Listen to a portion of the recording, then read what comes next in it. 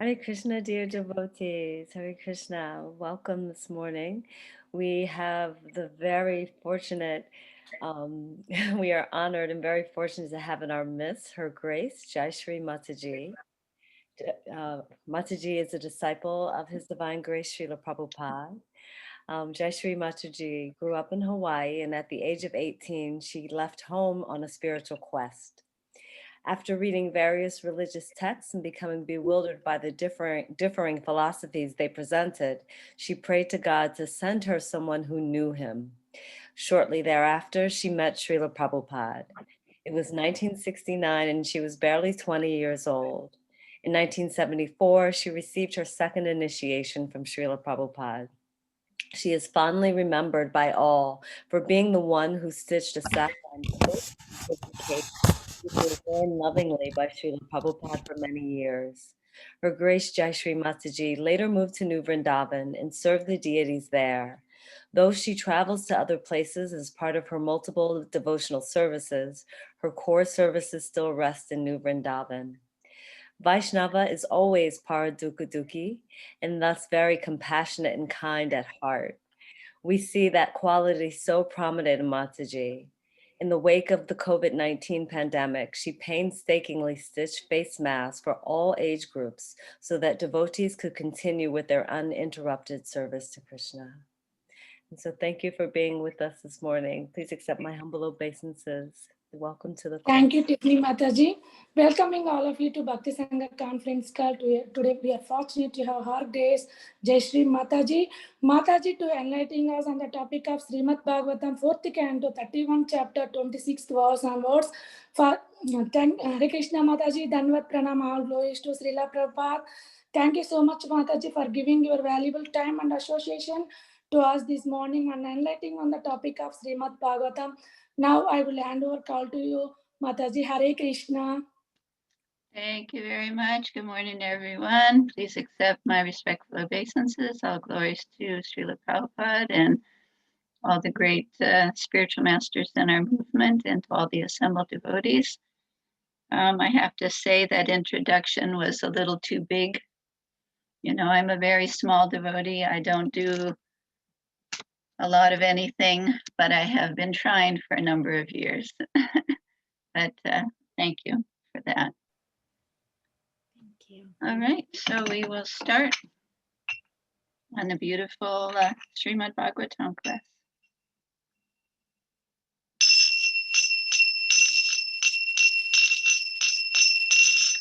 Jai Radha Madhava Kunja Bihari Gopi Janabala Girivaradari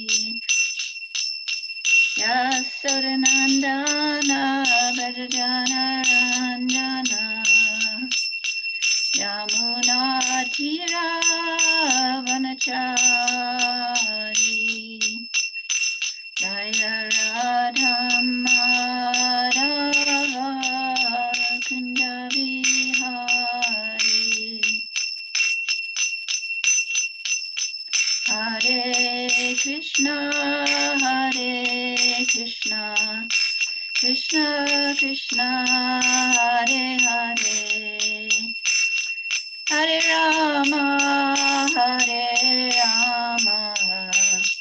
Rama Rama Hare Hare Hare Krishna Krishna Krishna Hare Hare Hare Rama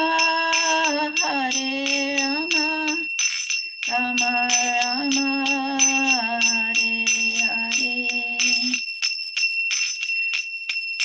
Jaya Prabhupada Jaya Prabhupada Jaya Prabhupada Srila Prabhupada Jaya Gurudeva Jaya Gurudeva Jaya Gurudeva Jaya Gurudeva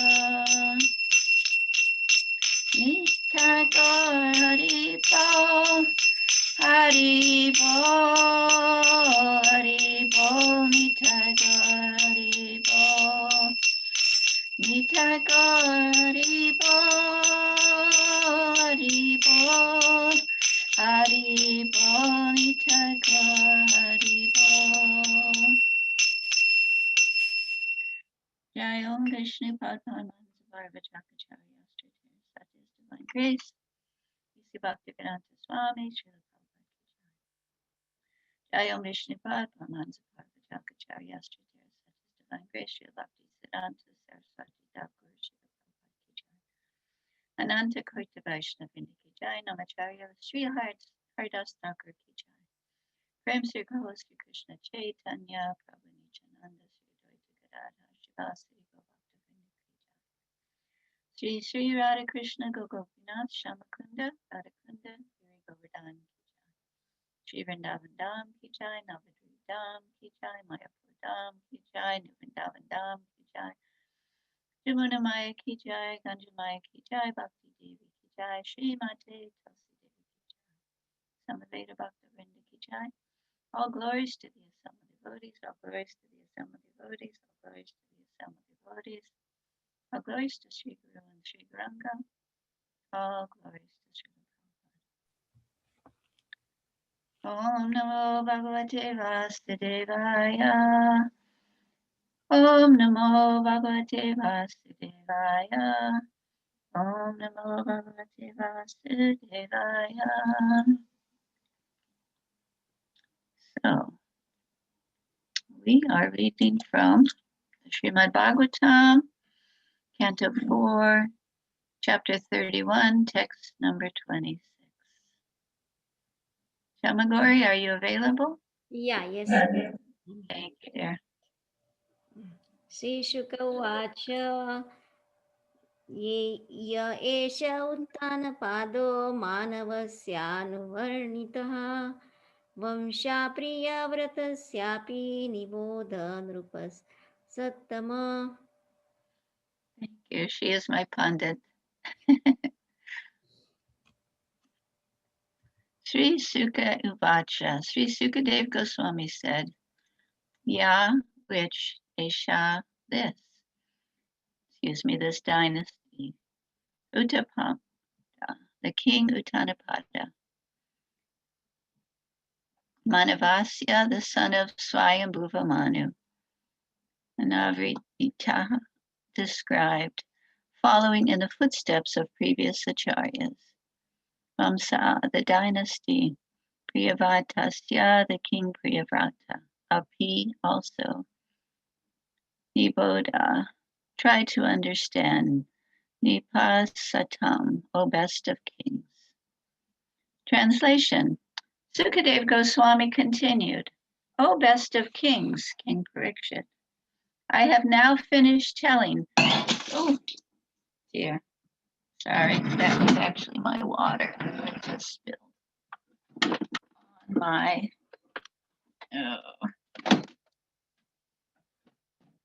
it spilled on my electrical connection. So let's hope I don't lose you.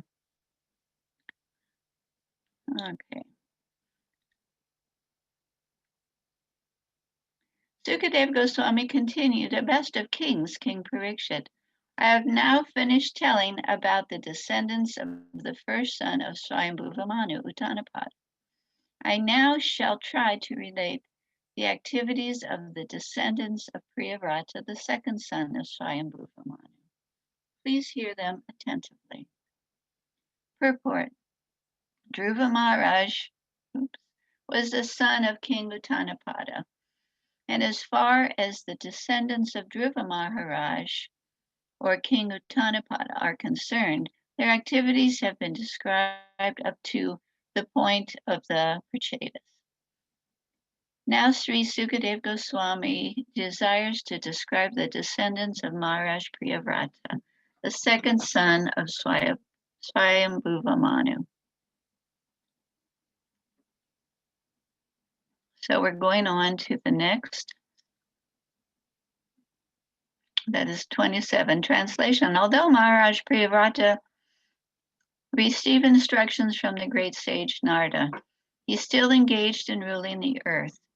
After fully enjoying material possessions, he divided his property amongst his sons. He then attained a position by which he could return back home, back to Godhead. And the next verse is 28. My dear king, in this way, after hearing the transcendental messages of the Supreme Personality of Godhead and his devotees from the great sage Maitreya, Vidura was overwhelmed with ecstasy. With tears in his eyes, he immediately fell down at the lotus feet of his guru, his spiritual master. He then fixed the Supreme Personality of Godhead within the core of his heart. Purport by Srila Prabhupada. This is a sign of associating with the great devotees. A devotee takes instructions from a liberated soul and is thus overwhelmed by ecstasy with transcendental pleasure. As stated by Prahlad Maharaj, one cannot become a perfect devotee of the Lord without having touched the lotus feet of a great devotee. One who has nothing to do with the material world is called niskinchana. The process of self-realization and the path home back to Godhead means surrendering to the bona fide spiritual master and taking the dust of his lotus feet on one's head. Thus, one advances in the path of transcendental realization. Vidura had this relationship with Maitreya and he attained the results.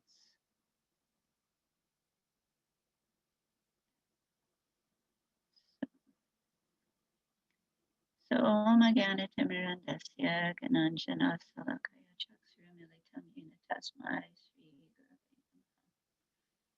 Guru Namo Om Vishnu Padaya Krishna Prasaya Bhutale Shri Mati Bhaktivedanta Swami Namani Namaste Saraswati Devi Gauravani Pacharini Nirvises Sunipari Vashtati Deshtari Sri Krishna Chaitanya Manopishyam Stapitam Yena Bhutale Swayam Rupam Karamayam Darati Swaparanti Vandeham Sri Guru Sri Jita Padakamalam Sri Guru Vaishnava Sri Rupam Sagrajatam Sahagana Raghunatam Sajivam Sadvaitam Savadutam Parijana Saitam Sri Krishna Chaitanya Devam Sri Radha Krishna Padam Sahagana Adita Sri Vishaka Anitam Hey Krishna Karna Sindhu Dina Bandhu Jagapate Gopesh Gopika Kanta Radha Kanta Namoste Tapta Kanchana Gaurangi Radhe Vrindavani Shri Vishvanustata Devi Pranamami Hari Priye Vanchkalpatrivasya Kripa Sindhuvevcha Patitanam Pavanebhyo Vaishnavebhyo Namo Namaha. So the Srimad Bhagavatam is always very beautiful and always gives us such nectar and such direction. So these three verses we see an example of a spiritual master and a disciple. The parampara, the spiritual master imparting knowledge to his disciple and uplifting him. It's compared to a mango tree where a ripe mango, instead of letting it fall, the ripe mango is passed from hand to hand, from spiritual master, excuse me, I have a cough drop in my mouth, from spiritual master to disciple, the knowledge of transcendence is passed down. So in these cases, the knowledge has been passed down. You have Sukadeva Goswami, he's speaking to Maharaj Parikshit. He's handing this transcendental knowledge very carefully to Maharaj Parikshit and all the assembled devotees. And then you see Maitreya, he's handing this knowledge down to Vidura. Vidura was his disciple, he's seeking knowledge, so Maitreya is kindly relating all of these different pastimes and all these different transcendental knowledge to him. And then we see Narada Muni. He's handing down this ripe fruit of knowledge to the Prachetas, right? He is the spiritual master. He's come to this group of the Prachetas, the sons, and he's giving them knowledge, transcendental knowledge. So we hear the same process over and over again in the scriptures that we read. We have our Krishna, he's speaking to Arjuna, and of course, Sutta Goswami, he's in Namisharani, he's speaking to all the sages. So this is the process, handing the ripe mango of knowledge down. So in the purport, Prabhupada says, one cannot become a perfect devotee of the Lord without having touched the lotus feet of a great devotee. In other words, one has to have that good fortune to be given the opportunity to have the association of a great devotee who will pass down that knowledge, that beautiful ripened fruit of spiritual knowledge, so that one can relish the pure transcendental association of the Lord and of all the previous devotees and acharyas and pastimes. So this is our good fortune. Here we are. We're in a very good place. We've become very fortunate somehow or other by Krishna's grace. So Lord Chaitanya, he appeared, and he is called Patita Pavana, right? He is the savior of the most fallen. So what we see, where we are in this Kali Yuga, here we are, we're surrounded by so much difficulty, so much bad karma, so many unfortunate leaders, collective karma, COVIDs and earthquakes and fires. And so the place we are is in need of Patita Pavana. We need the Lord's causeless mercy. So Lord Chaitanya, he came and he sent his representative.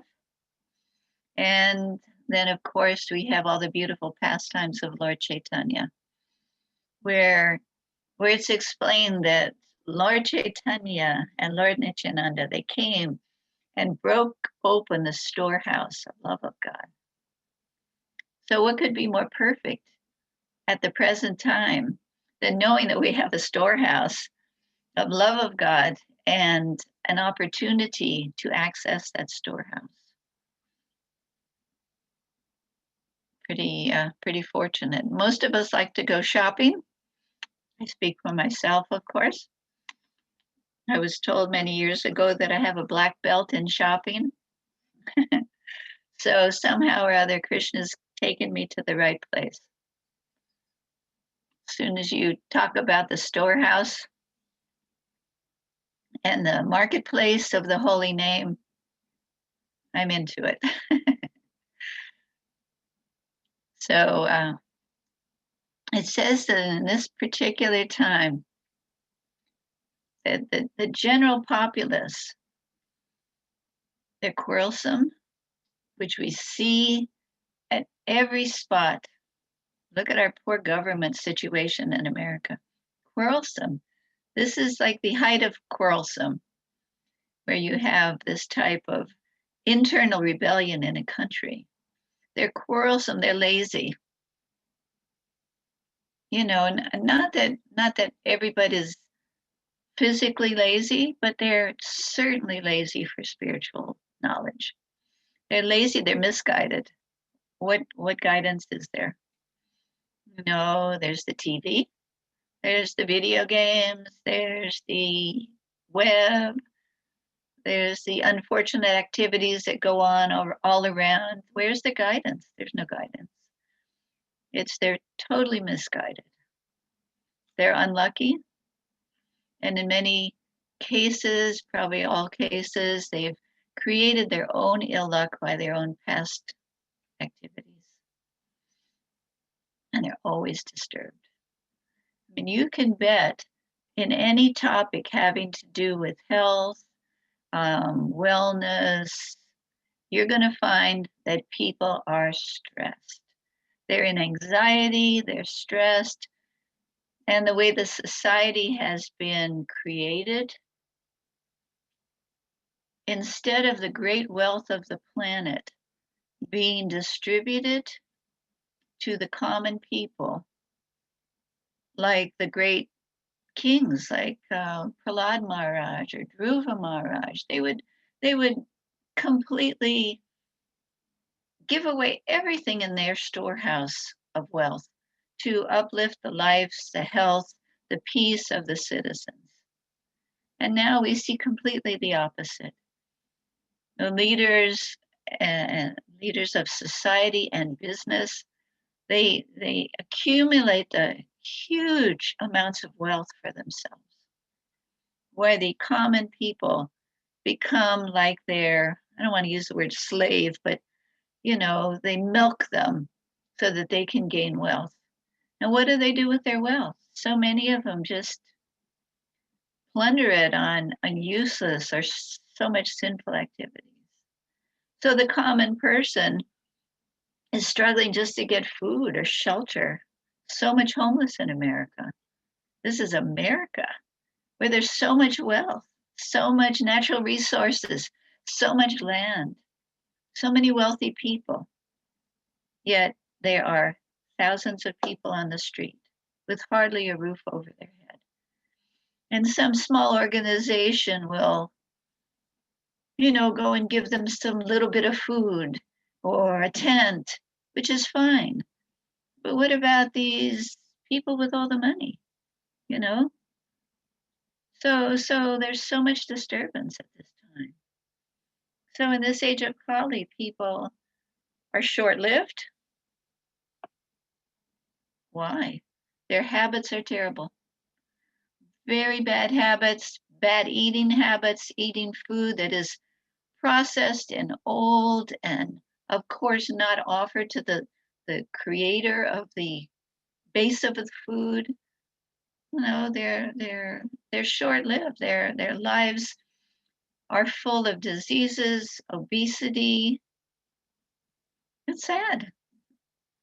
So they're short-lived, they're quarrelsome, they're lazy, they're misguided, they're unlucky, and above all, they're always disturbed. So what a time for Lord Nityananda and Lord Chaitanya to appear on the scene. So we see in our past, we have the great devotees, some like Narottam Das Thakur, you have Bhaktivinoda Thakur. How did they hand this fruit? They made beautiful poetry. They wrote beautiful songs that we sing all over the world. This is one way of handing that fruit of knowledge. And then you have the transcendental masterpieces of literature. You have Sanatana Goswami, Rupa Goswami, Srila Prabhupada giving this ripened fruit in the form of beautiful books. The Bhagavatam has been translated many times by these great devotees. It has been the Bhagavad Gita has been translated by these different great devotees. And then you have the lectures given by these great souls. Srila Prabhupada, of course, lectured all over the world. Bhaktisiddhanta Maharaj. This is another way of handing this unique masterpiece of mercy down to the next in line, the disciples. And Prabhupada said at one time that so many people are his disciples. Some know it and some don't. In other words, so many people have read these books or come in contact with the preaching of the Hare Krishna movement. So they've become, on a very small level, a disciple. They're learning something. They've gotten something out of it. So here we are, and this is our good fortune. We've come into the right place. We've had our hands out, and the ripened mango has been handed to us. So this is our great good fortune. So in the Bhagavad Gita, in chapter 6, you cannot understand God by experimental knowledge. No, you have to learn it in a different way. This means by submissive oral reception and rendering transcendental loving service. Then you can understand God. So if somebody is submissive and they receive this knowledge submissively, then their whole world changes. Their heart changes, their mind changes, their karma changes, and their activities change to make a change in the world. This is how things are being done in Lord Chaitanya's movement. One gets the fruit and passes it on. They are nourished by the fruit, and then they in turn nourish others, whether it's small or big, a small amount of nourishing or a big amount of nourishing. So I saw there was a letter by Srila Prabhupada, and it was in 1976, and was written, he was in Delhi, and it was to Jagajivan Das. My dear Jagajivan, please accept my blessings. I am in due receipt of your letter, dated July 27th, 1976, and have noted the contents with care. And Srila Prabhupada says this a lot of times in his letters, that he's noted the contents of the letter. I am very pleased that you've taken up this mission of spreading the Krishna consciousness movement all over the world. This is the wish of Sri Chaitanya Mahaprabhu, that Yari Dako Tari Kaho Krishna Upadesh, everyone you see or meet, tell him about Krishna. And by my command, you become a guru and save this land. This was also the mission of my Guru Maharaj, and it is also my mission. You will perfect your life if you make it also your mission. And I remember hearing this when I was a very, very new devotee. And in those days, things were extremely simple. We had a temple that was just a little house. We didn't have a lot of service. We didn't have any books, basically. We had a Bhagavad Gita, the very first, I think it was published by Macmillan, a little purple Bhagavad Gita. And things were very simple. We had very little money. So I basically had nothing to do. You know, there just wasn't a lot of service. So I would go out with my little bag every day, and this was Hawaii, and I would just go door to door and collect flowers for the altar. And I did it for hours in a day. And when I heard this, meet every man at his door and tell him everything you know about Krishna. I thought, well, that's what Lord Chaitanya wants me to do. That's my instruction. So I would go and I would knock on the door and I would just tell the person something about Krishna. I don't even think we had like quantity back to Godheads in that time. So, but it was glorious. It was wonderful and people appreciated it. This was way before there was any defamation of ISKCON or, nothing like that. It was all new. So people appreciated me. They appreciated hearing. And I would pick flowers and take them back to the temple. That was my service, such a small offering. So Prabhupada goes on in the letter, people everywhere are suffering on account of being led by blind leaders who are devoid of all knowledge of the soul. Such foolish men lead other foolish men, and all concerned suffer. When one blind man leads another, the result is that they both fall into a ditch. Therefore, there is a requirement for a section of society to become first-class men, free of the influence of the modes of material nature, who can understand that the mission of this human life and who can teach it to others. I'm trying to create these men, but it is hard. For people who have become lost of all intelligence due to their coverings of the modes of material nature. So I am one man alone. Yet now there are so many nice boys and girls like you to help me push on this movement in my old age. I thank you very much for your sincere efforts, and you have my blessings that you will without a doubt be successful if you stick to the regulative principles and chant at least 16 rounds a day. Surely Krishna will recognize your service. And as soon as you are recognized by Krishna, then your life immediately becomes perfect. So continue your preaching activities all over South America and try and present this Krishna consciousness as it is, without any change or speculation, and distribute as many books as possible, for this will have a great effect on the lives of all of those who are fortunate enough to receive them. I hope this meets you in good health. Your ever well wisher, A.C. Bhaktivedanta Swami.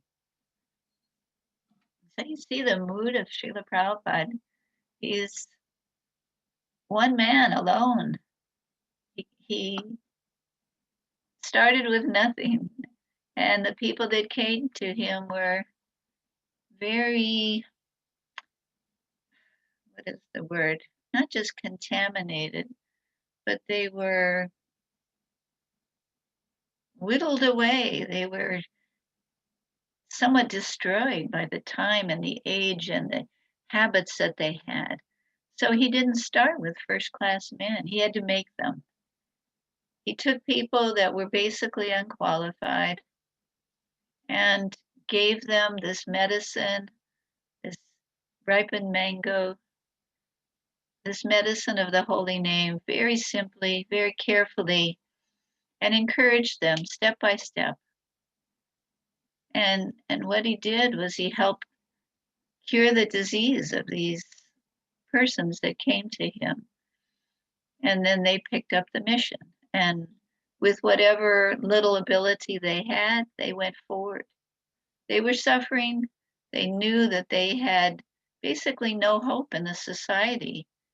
They were fortunate enough to come to that realization that this is not working. This place, this time, these people, this way of life is not working. I'm not happy. I'm in anxiety. I don't know where I'm going. I don't know what my life is about, who I am. You know, this is a first step, and there's so many people like that nowadays, especially with the difficulties. So it's a fortunate time to pass on this knowledge. And if we can follow in Prabhupada's footsteps, by Prabhupada's example, how the mood with which he passed this on. You're talking about Srila Prabhupada here. He is the most knowledgeable.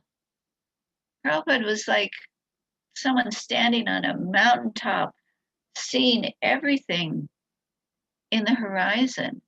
Prabhupada's vision of the great saints of the past, their teachings, the knowledge from Krishna, Bhagavad Gita, Srimad Bhagavatam. Prabhupada had no lack. He was the one with this huge vision. And here were the people coming to him and they're, with just like hardly able to see anything. But still he encouraged them like a mother with a child, or a child that's even got some deficiency, some impediment, physical, mental impediment. So carefully encouraging, and giving direction. And we see the result. The result is just that these same people that were spoon-fed by Srila Prabhupada have gone on to do wonderful things. They've taken this mission, they've passed it on so many levels. Prabhupada gave the foundation, he gave the vision, he gave the knowledge, the books, And then he wanted us all to run with it. Do what you can, become the spiritual master and save this land on whatever level. I remember hearing Prabhupada talked about, probably in the memories by Malati or Shamsundar, that Prabhupada turned to Saraswati, baby Saraswati. She was like 4 or 5. And he said, she is a preacher. And he said, just see. He said, Saraswati, who is Krishna? And she said, Krishna is the Supreme Personality of Godhead. And he said, see, she is preaching. So even if we are in that category, we're like baby Saraswati. We don't know a lot. We don't have a lot of vision or a lot of knowledge. We can still, on some level, pass on this ripened fruit. When Prabhupada came to America, he had already tried in India, right? Prabhupada, from the time he met Bhaktisiddhanta, he would help the mission of Bhaktisiddhanta. He gave them a place to stay, he gave them money, he started doing some preaching work, and then he started writing, he started Back to Godhead, which was just a few pages. He tried and he tried, he wrote letter after letter trying to meet with different personalities. And he was refused so many times. I don't have time. No, this person can't meet you. He's too busy. He really tried. And because his spiritual master had given him an instruction to come to the West and preach, I mean, how many of us would not be discouraged? Not that Prabhupada didn't have some success, but nothing like he had later. You see that he started the League of Devotees.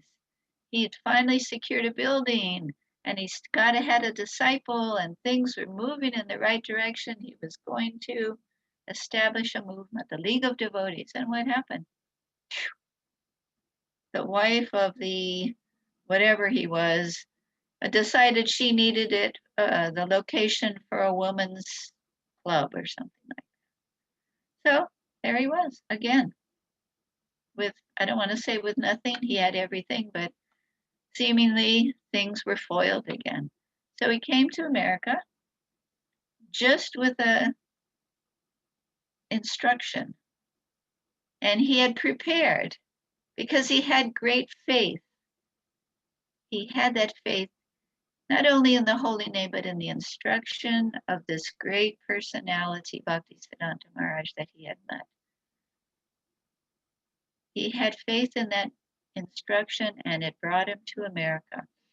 And it not only brought him to America, but he had prepared ahead of time.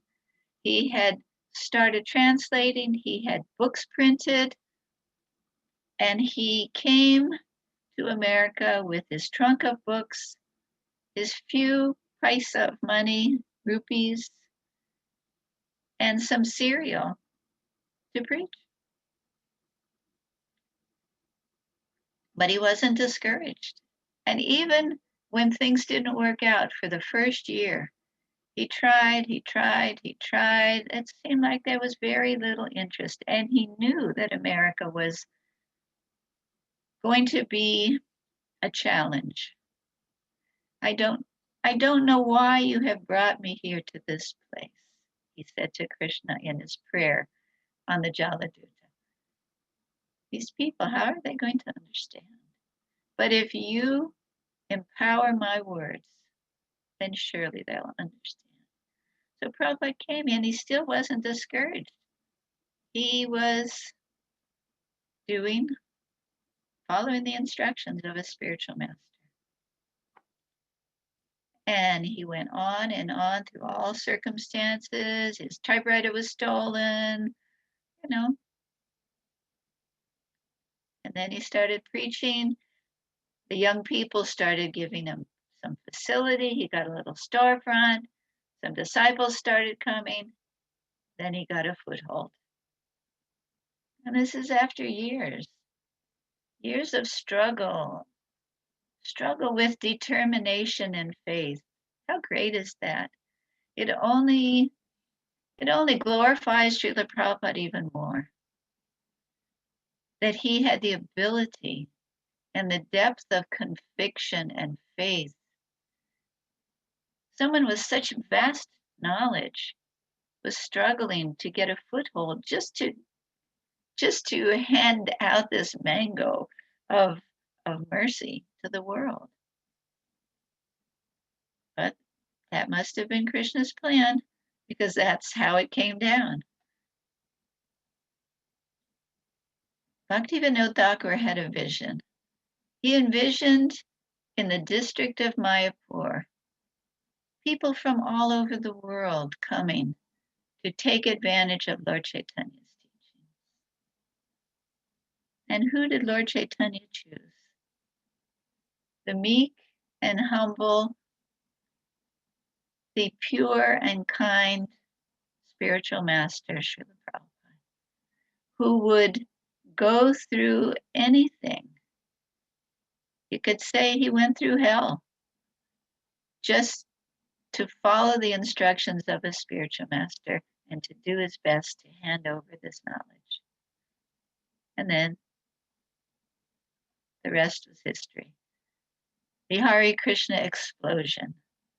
So the world has become graced by Prabhupada's mission. And that's for us to take up, no matter how small or how big. We're fortunate. We have a mission in life, and so we go forward doing the best we can. And we should never think that, oh, I'm serving Krishna. Why is this happening? I'm not supposed to suffer. I'm supposed to be always happy and blissful, and nothing bad is supposed to happen to me. But do we see that anywhere? Bhaktisiddhanta Maharaj, the caste Goswamis are throwing rocks and bricks at his kirtan, trying to go through Vrindavan. Prabhupada struggles to preach and to come to America and to pass out books and to save the world, save humanity. Lord Nityananda himself, what happened to him? You had Jagai and Madai. He's trying to preach. He's trying to give them this knowledge. And what happens? He gets hit on the head with a brick and blood is coming. And what can we expect? It doesn't work like that. This age is treacherous. It's a difficult age. At every moment, anything could happen. We know that. So we don't want to become discouraged in our preaching, no matter how small or how big it is. I guess even Bhaktisiddhanta Maharaj said, okay, if nobody comes, you preach to the four walls. And I remember distinctly when Prabhupada came to Hawaii one time many years ago, and I'm not sure if it was 1970, 71, something like that. Someone set up at this big hall at the University of Hawaii, which was right near our temple. They set up a speaking engagement. And I don't know if they didn't advertise it. Nobody came. Maybe one person, two people. It was this big hall, and Prabhupada was there up on stage, and nobody was there. But Prabhupada went on preaching as if the place was full. So if that can happen to him, of course, we can certainly expect that things like that will happen in our preaching. It's probably not a good idea to set a goal that we're going to be successful in this way or that, because we may become disappointed. Even Prabhupada, in his endeavor to go to Japan, remember he had applied for a conference, and he was going to speak the Bhagavatam. He had been accepted. He had written the Light on the Bhagavat, which has since then been published into a beautiful book. But then he couldn't get the money. No one would sponsor him to go. But years later, the work that he did in the light of the Bhagavad was published. So this is our situation. Here we are, doing our best.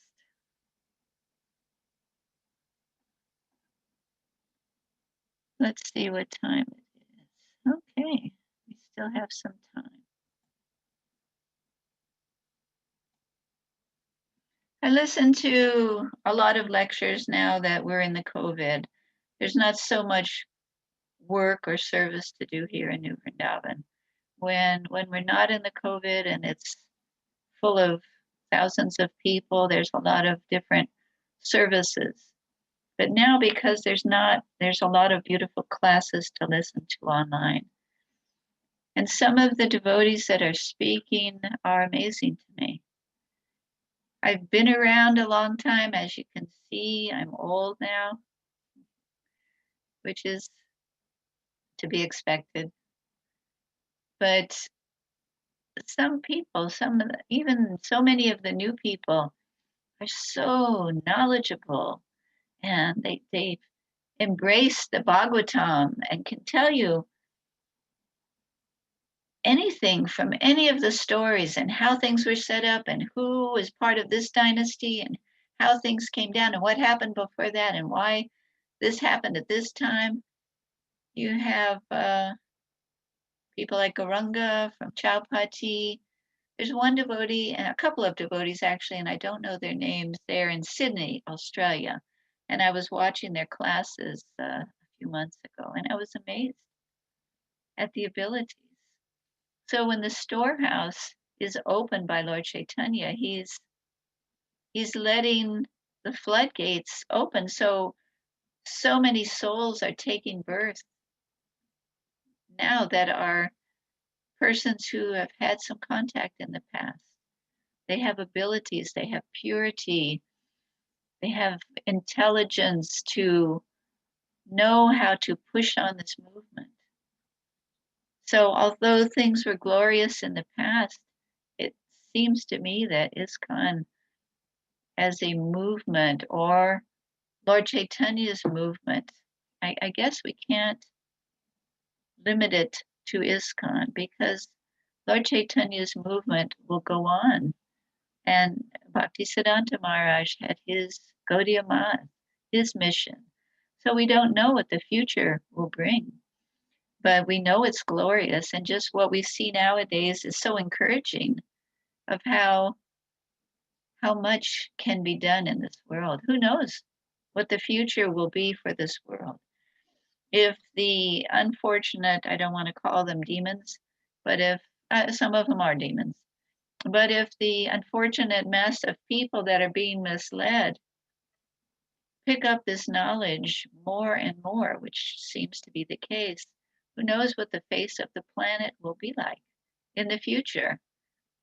That people will go back to a more simple living lifestyle, more food will be produced instead of, limiting the amount of food that's produced, throwing food out while half the world starves. Maybe more people in management, like Tulsi Gabbard, the senator who ran for presidency this year. That's a big thing. That a devotee, a Hare Krishna devotee that wears tilak and neck beads is in the Senate. Her father's a senator. He's also a devotee. These things will change the planet. So we see in our lifetime, in my lifetime, so much progress, so much mercy being passed out. So many circumstances of spiritual master and disciple. My God brothers and some of their disciples have become, and I don't want to leave out the women. The women are doing great preaching. I want to say that even though it has not been a common practice until just recently that a woman can become a guru. Still, they have been gurus. They have taken this knowledge and they've done what Lord Chaitanya said, become a guru, preach Krishna consciousness and save this land. So many great preachers amongst the women. There's never an impediment in our service to Krishna. Never. Our service goes beyond the borders of society and friendship and love and organization of a society. ISKCON is a transcendental platform. It's a transcendental movement. And our relationship with the Lord and the great devotees is never hindered by any legislation. So we see so much great preaching, books, lectures by so many women also. And the youth that is coming up in ISKCON is picking up the mission, or the youth that's coming to ISKCON, or the old people that are coming to ISKCON. There's never a bar on age. Not a bar on age, not a bar on gender, not a bar on nationality. There are no bars. It's all Maya. It's all the illusory energy that promotes unrest, division, all these things. There is no impediment in preaching for Lord Chaitanya. So no one should ever be discouraged to go forward, and in whatever circumstance. Prabhupada said you make the best use of a bad bargain. So if we think we have a bad bargain because our body has this designation, or because we're born in this country, or because we don't have a lot of money, think again. Doesn't work like that. Prabhupada came with no money. You can be born anywhere and preach. There's always people to preach to, or there's always the trees, the other living entities. There's no impediment. So on we go, back home, back to Godhead. I personally feel very blessed. My youth was fairly good. I was raised in a fairly well-to-do family. I had good parents, no problems, no abuse, nothing, and then by my own doing, I did things that have hampered my health or my life or my intelligence, foolish things, often prompted by the society in which I lived. But then Krishna gave me the blessing. He answered my prayers to meet somebody who knew him. And then the whole world changed.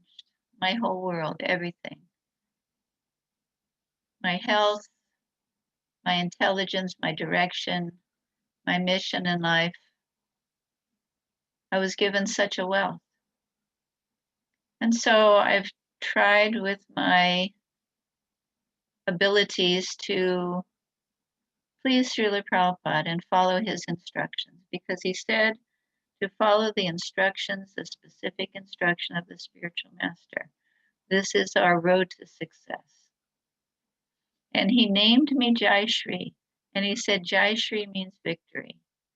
And to me, just that, that little bit was such a direction. Victory. He's saying I can be victorious over Maya and victorious over the difficulties of the world, the ignorance that I have, the bad habits that I have, or that I can be victorious and go back to Godhead. Maybe not in this life, but my direction is that. So that's like the greatest gift.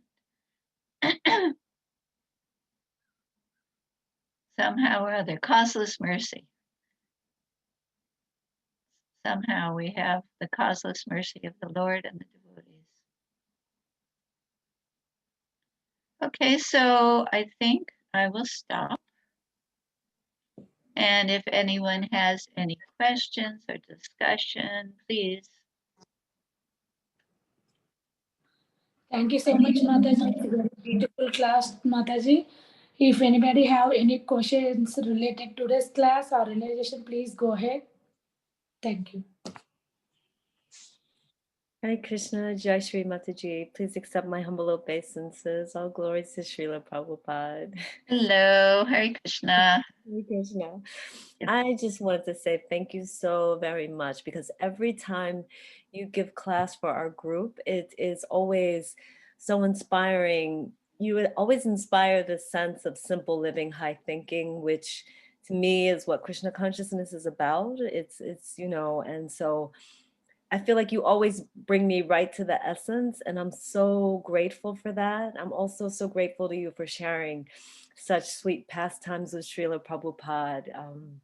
It's so good to hear from disciples, about your association with him, because it inspires us even more and makes us feel closer to him. So thank you so very much. I Oh, really you're appreciate you. very welcome. It's my little penny. Prabhupada said in this age, even a pauper is proud of his penny. So this is my little penny. Thank you for sharing your wealth. Thank you.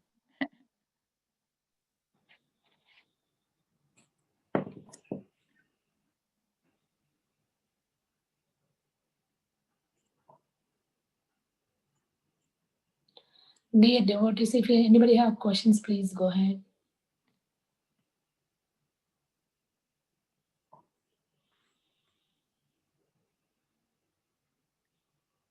I have to say, I know my classes are not deeply philosophical.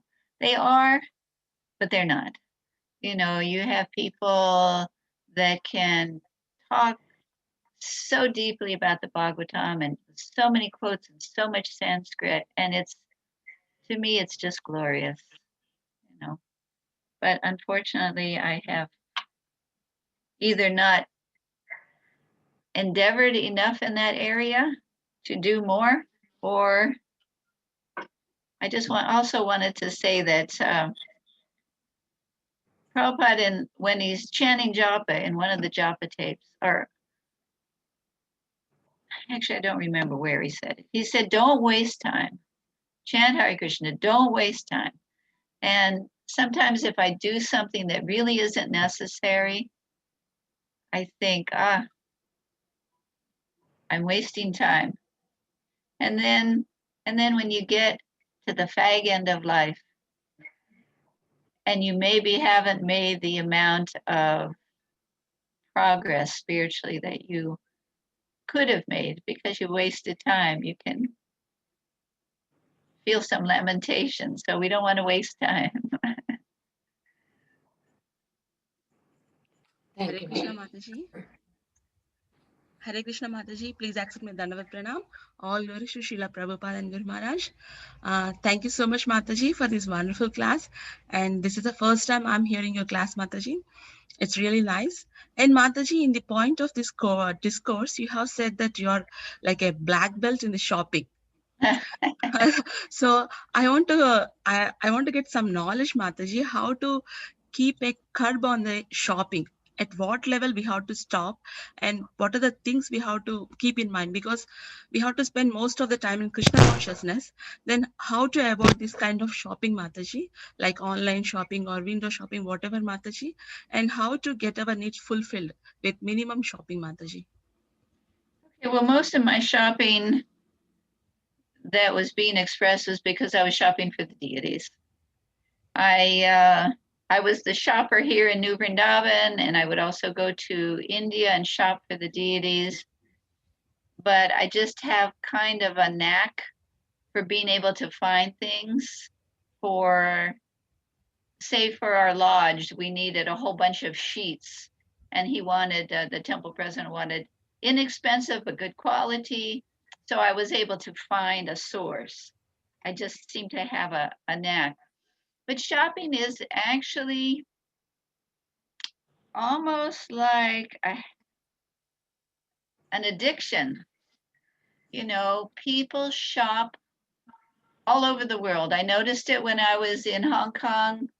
I was doing some fundraising and some preaching, not much preaching, more fundraising in Hong Kong. And I noticed that the people would just pack into the malls on the weekend for something to do. And that's what happens in America too. Yeah, shopping. Shopping can be like an addiction, and you see and hear about people that are hoarders. It's some kind of pleasure. You see this is a good price, you want to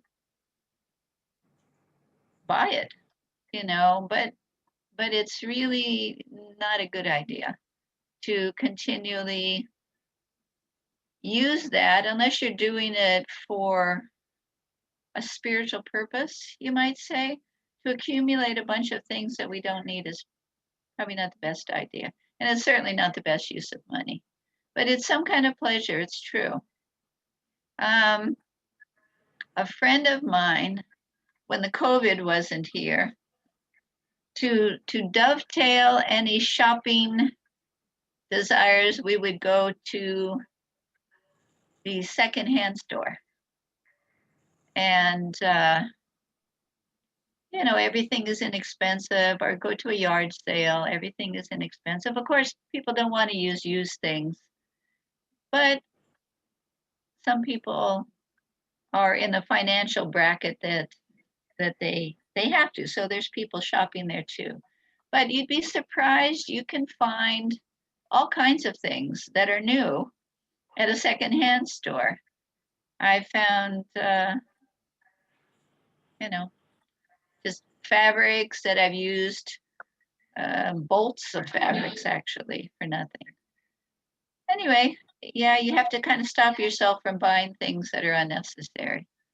Even if you do the window shopping or the online window shopping on Amazon or whatever, to not spend the money for unnecessary things is probably a good idea. It's just some type of sense gratification, actually. Yeah, that's true, Mataji. That's true. It's a kind of sense gratification. Right. Yeah. Thank you so much, Mataji. Thank you so much. Hare Krishna. Hare Krishna.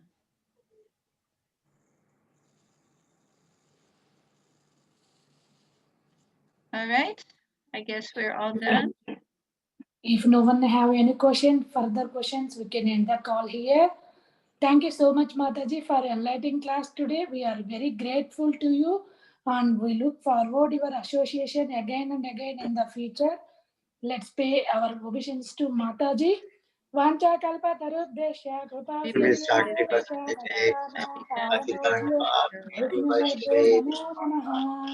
Grantaraj Srimad Bhagavatam ki jai. Jai. Hare Krishna. Thank you very much. Srila Prabhupada ki jai. Jai, Srila Prabhupada.